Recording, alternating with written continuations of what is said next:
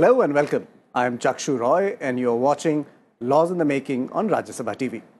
Today we bring to you the Insolvency and Bankruptcy Code Second Amendment Bill 2018.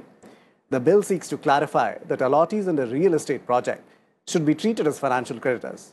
Besides, the bill also benefits micro, small and medium enterprises from the Bankruptcy Code. To discuss the bill, I have with me Dr. Abhishek Atre, Advocate on Record, Supreme Court, and Mr. K. Badrinath, Editor Policy at the Financial Chronicle. The Insolvency and Bankruptcy Code Second Amendment Bill of 2018 makes the time-bound process to resolve insolvency more efficient. To achieve this efficiency, the Act includes real estate allottees as financial creditors. Any individual who purchases residential or commercial property that is under construction will be considered as a financial creditor. As a financial creditor, this individual can extend any kind of loan or financial credit to the debtor. These allottees will be represented on the Committee of Creditors for taking decisions on the insolvency resolution process. Insolvency arises when individuals or companies are unable to repay their outstanding debt. In such a situation, a committee of creditors is formed to resolve the issue. Under the Act, real estate allottees have their representatives in the committee who votes on their behalf to get them their stake. This inclusion in the Committee of Creditors affirms the real estate allottees' role as a financial creditor. It also allows them to initiate a corporate insolvency resolution process against the debtor. In the IBC Code, the financial creditor has a higher status as compared to the operational creditor, which we call. So that was the challenge, and then there are a large number of people have made money. But then there were issues that whether these people will like to make investment because they are holding title to the allotment because they have got it. So issue is whether they are secured or not secured. So in order to address that issue, now amendment has been made that they will be considered as a financial creditor. But since these are large number of people, so issue arose that how representation will be done.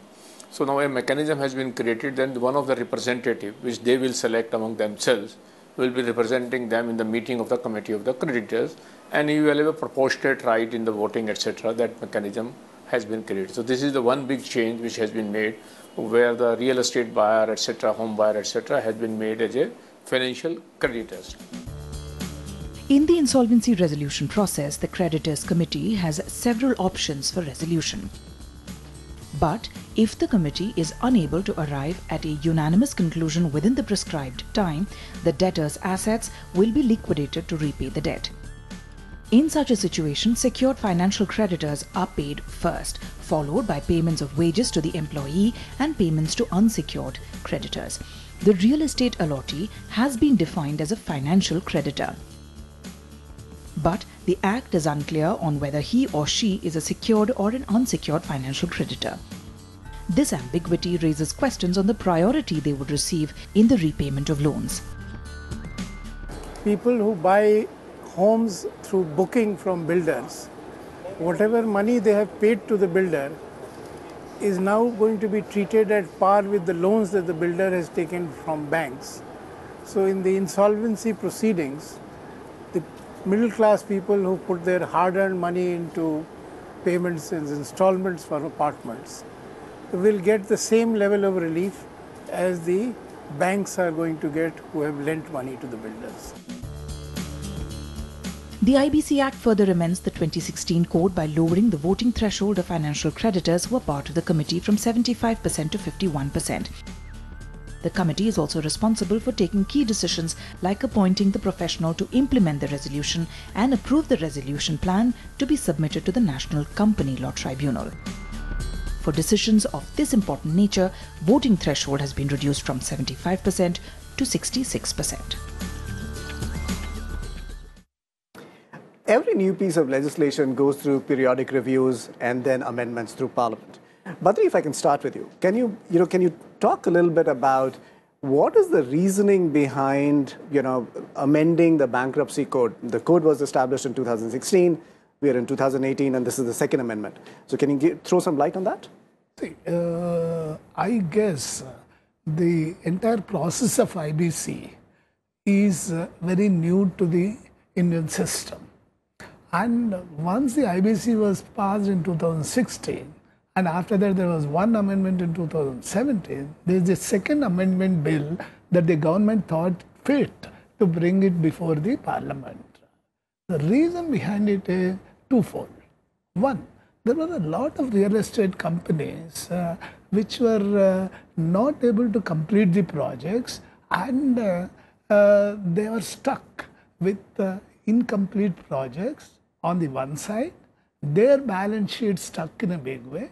On the second side, there were banks where their money was stuck, and many of their money or the loans were not getting repaid, and they were turning into non-performing assets. That is one part.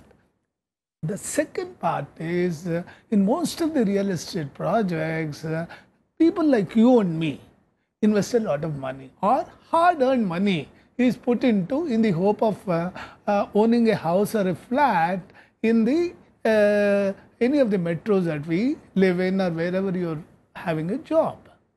And most of the cases, for some reason or the other, these insolvency cases real estate cases where they have gone for a sale are from West Bengal. And a lot of real estate development is happening in West Bengal, and that is where a lot of projects. Third is that there is a lot of over leveraging of the balance sheet, and the companies have gone borrow loans for one project, invest them in the second project, then the third project. When such things happen, it so happened that many of the loans, neither the projects got completed nor anything happened, and you are not able to repay the loan. So some of them have gone to the Supreme Court. That has brought in this basis for the new law. Okay. Abhishek, if I can bring you in. Badri kind of laid down the background of, why the law is coming in. And, there are interests of home buyers, which the law is trying to address. Can you tell us as to what does it mean for home buyers after the passage of this law? Yes, it's a new hope for home buyers.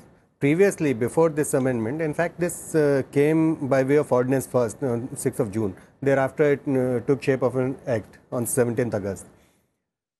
Prior to that, home buyers were not in the list of any of the creditors. The persons who can initiate insolvency proceedings were financial creditors, operational creditors, and other creditors. But home buyers were nowhere in the list. They were silent spectators. So to add their voice. In fact, any law comes into force after seeing the ground reality, what's going on wrong with the people. When they feel that something is wrong with the home buyers, then government try to add the home buyers.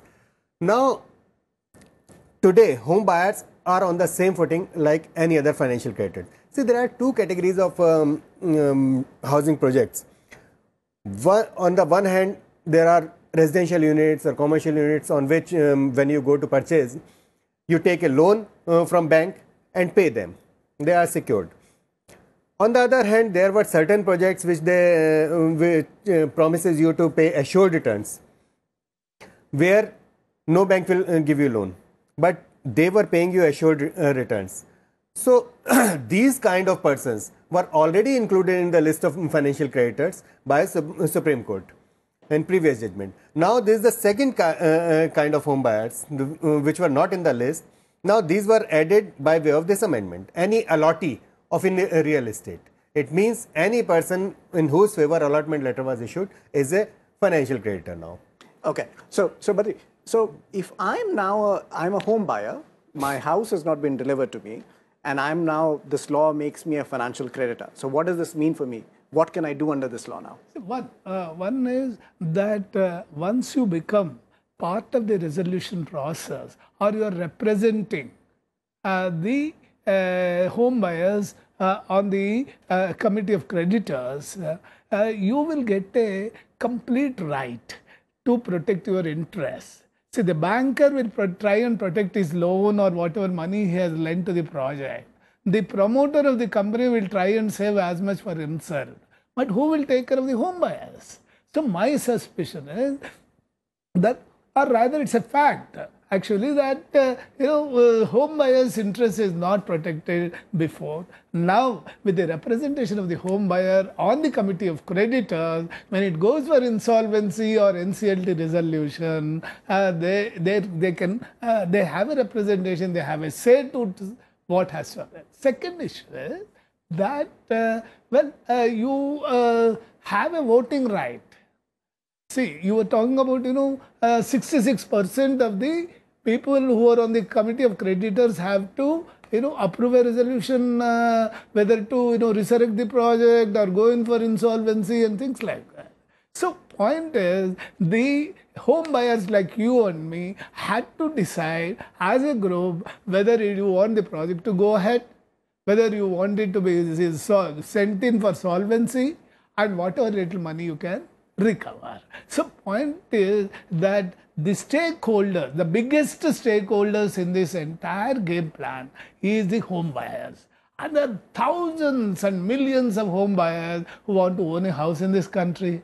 And there are several thousands of projects which are happening.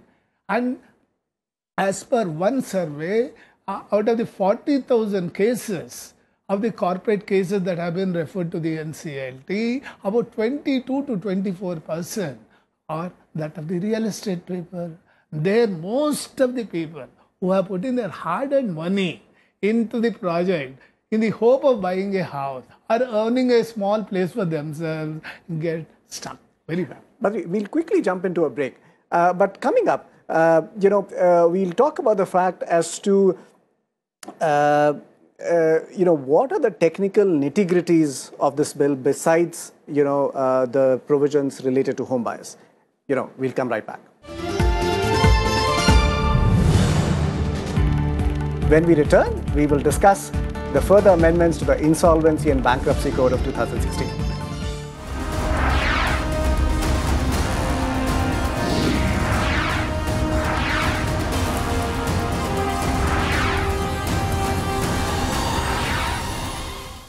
Welcome back. One of the major implications of the Insolvency and Bankruptcy Code Second Amendment Act is its impact on insolvency resolution process. Amendments within the Act have an impact on the criteria of who can be a resolution applicant. Previously, under the 2016 Code, any person who has been convicted for a crime for 2 or more years of imprisonment, or any person whose account has been identified as a non-performing asset for more than a year, was barred from being an applicant. The Act amends this to state that any convicted person can only be barred from being an applicant for certain offences and prior to 2 years after imprisonment. Further, individuals who could be financial entities and are not related to the party of the debtors could be considered as resolution applicants. Any person who has had NPS for a year will not be prohibited from becoming a resolution applicant if this person is applying for the resolution of micro, small and medium enterprises.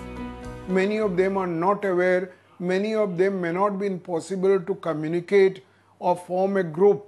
It is not like the bank and their record which are available even with the Reserve Bank of India, that their claim can be placed before the what is called the NCLT or before the COC.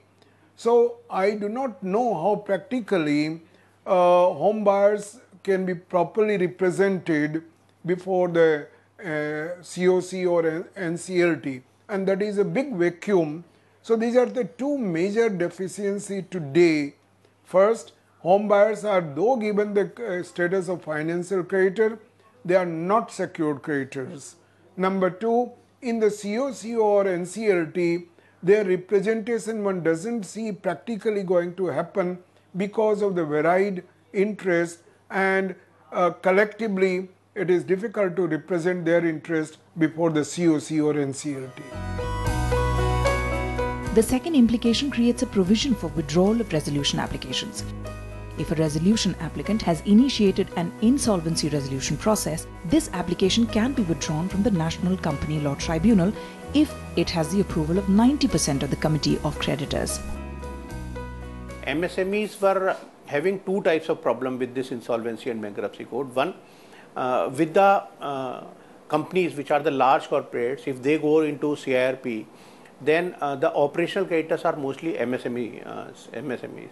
and in most of the cases, if the company goes into liquidation, perhaps these operational creditors, which are mainly MSME, will not get anything under the waterfall mechanism in this Insolvency and Bankruptcy Code. Second thing was, if somebody take these MSMEs into this CIRP process, then they were not entitled to file or to submit their resolution plan.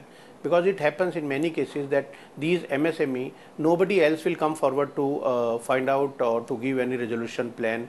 So no resolution applicant or very few resolution applicants will come for a very few companies which are MSMEs.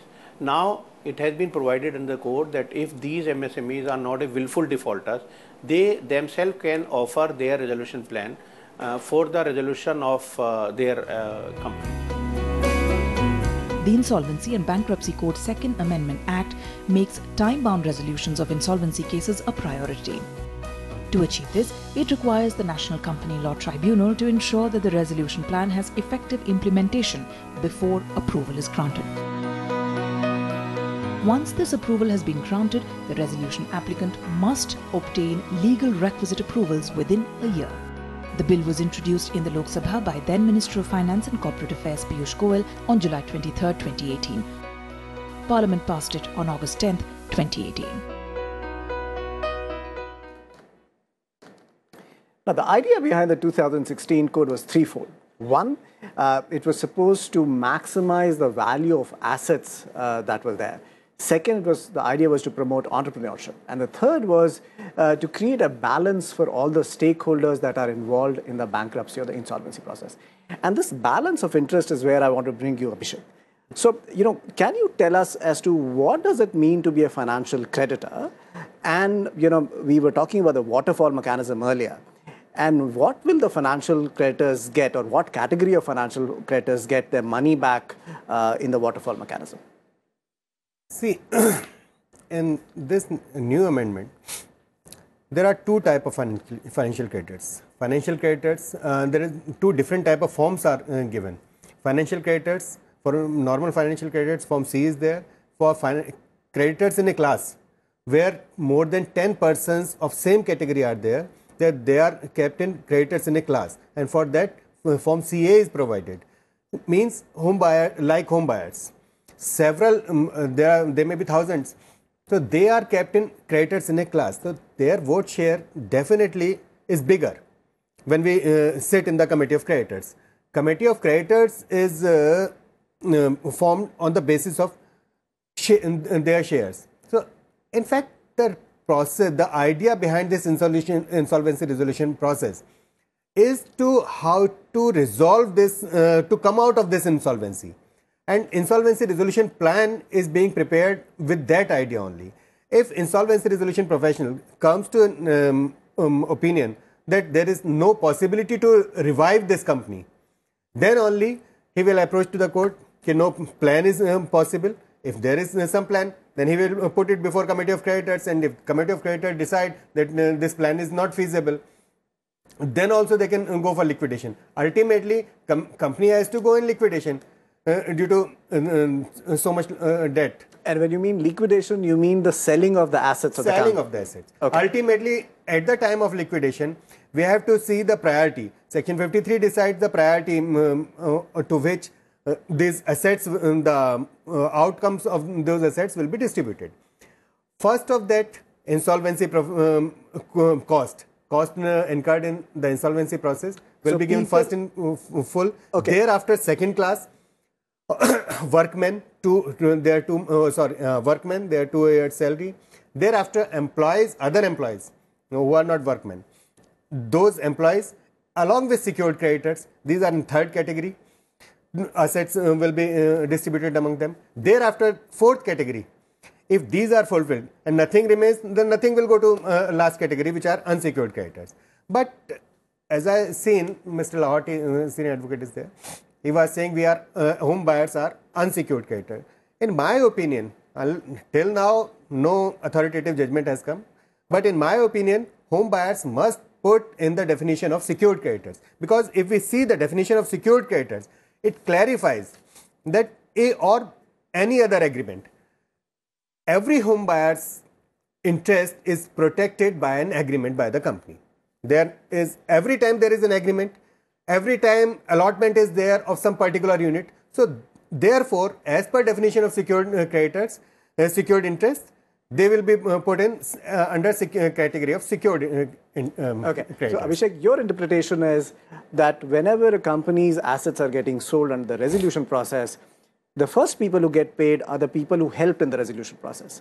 Yes. The second people who get paid are the employees of the company. First, and the workmen. There is a difference between workmen and employee. Yeah. Workmen are very... Yeah, I understand. Yeah. And the third people who are getting paid are people who have secured or a security interest. And then everybody else. Everybody else. Unsecured creditors. The promoters will be at the end then? What do you mean to say? The promoters don't get anything? Yes, they are in the end. They're not. They're not eligible for anything? No, definitely. But they are unsecured. They are unsecured. They are called unsecured. So will the home buyers become secured creditor? If they are put in secured creditor, till now ambiguity is there, but in my opinion, they will be put in secured creditors category. So the first thing that the law has been able to address is that now home buyers are financial creditors. And now the question and they get voting rights. And they get voting rights. And now the question and they are represented on the board of creditors. Correct. But this process is only up to the extent whether there can be any plan to revive the company. Okay. If they fail to revive the company, fail to come to a resolution plan, then ultimately company has to go in liquidation. And that's applicable across. After liquidation, only anyone will get their money. Liquidation will be the last option. Yes. Yeah. Liquidation is usually the last option. But let me come to you.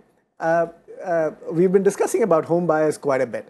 But home buyers are not the only people that are getting addressed, within the purview of this Amendment Act that was passed by Parliament. The other people that are getting addressed are the micro and the small, medium enterprises. Can you talk a little bit about that? Yeah. Micro and small and medium enterprises will benefit in a big way because of this amendment. For the simple reason that under the NCLT process, the existing promoters of a company which goes in for liquidation, which goes through the NCLT process, cannot rebid for taking over that asset or the company. In the case of small and medium enterprises, that restriction has been removed. That means, say for example, if my business is not doing very well and it has to be referred to the NCLT, being a small business, perhaps I will know the best what should be its value, whether I can revive it in some way or the other. So the point is, the option is given to the small and medium enterprise owner as to whether he himself can revive it or not. Like any other bidder, I can also bid for that asset. But that is not possible in the case of large enterprises. This is the first biggest issue. Second issue is here that in the MSMEs, the distinction has been made for the simple reason, here the number of stakeholders there are limited. So for example, normally small mom and pop stores, it's owned a family business.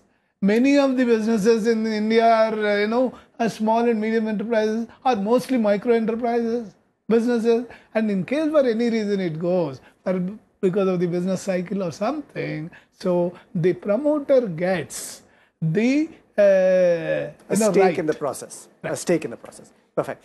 Abhishek, very quickly, there has been some changes in the voting, percentages. Can you just briefly talk about that very quickly? From 70%, it was come to 66%. So I think from 75% to 66%. And also in some cases to 51%. 51% is only for routine issues, and for the voting for the resolution, major resolutions, it has to be 66%. There are two things in this. One is, normally when the committee of creditors meet, some of them are not available. Second issue is the resolution process is getting complicated. So what has happened is, through this, this thing, you will reduce the number of... is it becoming a little more efficient? Faster. Basically faster. I think that's roughly about the time that we have for the discussion today. The Bankruptcy Amendment Act that was passed by Lok Sabha is an important piece of legislation. It addresses a pressing need which was identified by the expert committee, and it has addressed some of that. Now, what we have to see is how does it get implemented during the course of the next couple of months. I thank both Abhishek and Badri for joining us on the show. It's time for us to end the show, but you can watch all our shows on the RSTV page on YouTube. We will be back with a new issue and a new episode. Keep watching Rajya Sabha TV.